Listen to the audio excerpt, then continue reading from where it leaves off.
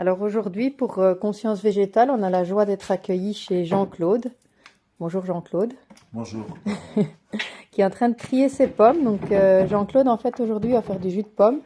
Et il a la gentillesse, en fait, de venir nous partager ses petits secrets de fabrication artisanale de jus de pomme. Donc tu as une association qui s'appelle les Savoirs au quotidien, où en fait tu défends un petit peu justement tout ce savoir-faire qu'on avait et que tu maintiens en fait pour qu'on puisse garder en fait certaines compétences au niveau autant de la transformation que de la conservation des produits naturels. Est-ce que tu peux juste nous en dire un peu plus ici sur tout d'abord peut-être quelles sont les étapes à suivre pour faire un bon jus de pomme? Normalement, les pommes, je les laisse mûrir 15 jours à un mois pour que le taux de sucre augmente, c'est-à-dire que comme elles s'évaporent, il y a moins d'eau et le rapport eau-sucre est plus important. Ici, j'ai des poires à faire absolument, donc je vais broyer ces pommes aujourd'hui.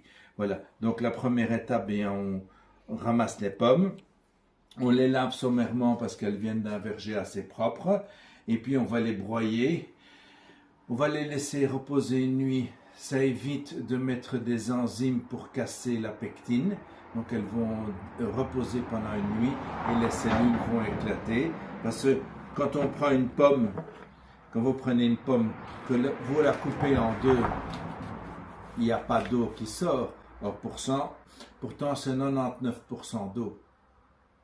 Donc, il faut pour ça que la pectine soit cassée, pour casser les cellules, pour que tout le jus puisse sortir.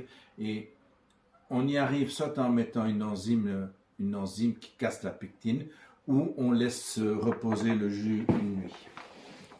Tu sélectionnes tes pommes en fait quand elles sont mûres sur l'arbre. Je récolte les pommes quand elles commencent à tomber et quand elles sont mûres. Ou quand j'ai accès au verger, quand les pommes sont mûres, on fait un petit quart de tour, si elle tombe, c'est qu'elle est mûre. Et puis on laisse reposer les pommes 15 jours, un mois, pour que un peu d'eau s'évapore et que le jus soit plus sucré. Donc quelqu'un qui voudrait faire aujourd'hui du jus de pomme chez lui, quel est le matériel basique dont il a besoin? Un broyeur à pommes, ça c'est un broyeur à végétaux qui a été repeint avec une peinture alimentaire et l'hélice est une hélice en inoxydable, mais celui-là il a 30 ans.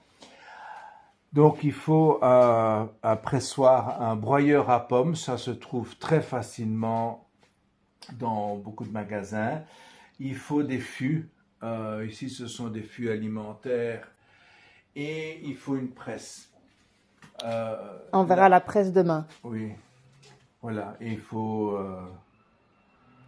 Et ils font un bon savoir-faire. Oui, il faut du courage et des petites mains. Parce que le broyeur est vieux. Voilà, je coupe les pommes en 2 ou en 3 et j'enlève les parties qui sont fort abîmées. Bon, je vais venir t'aider à couper quelques pommes.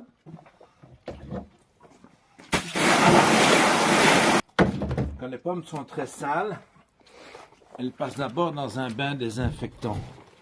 Mais ici, elles sont propres. Et alors, donc, tu me disais en fait que tu allais faire fermenter les pommes broyées pendant une nuit avant de faire le jus de pomme. Est-ce que ça apporte certaines enzymes ou... Eh bien, ça casse la pectine. Ça casse les molécules de pectine, ça permet d'avoir plus de jus. Si je ne le fais pas, je mets une enzyme, un pectolase, ou alors, si on presse directement comme ça, on a 50 litres de jus aux 100 kg de pommes.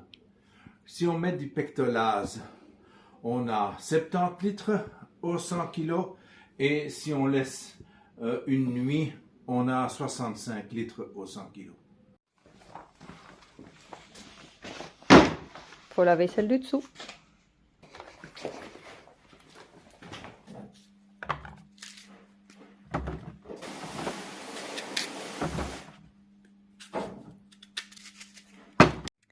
Alors là, Jean-Claude, on vient de couper toutes les pommes. Donc on a à côté de toi un fût de combien? 200 litres? 100 litres. 100 litres? Avec de l'autre côté 60 litres, c'est ça? 60 litres. Donc maintenant on laisse reposer toute la nuit? Oui. Bon, bah sur ce, alors on va laisser les pommes s'oxyder un peu pendant la nuit, alors c'est Et ça? on va d'abord tout nettoyer. Oui. Non, on va laisser les pommes se reposer. Oui. Ok. Bon, bah, je te souhaite une bonne nuit, Jean-Claude. Merci à toi aussi.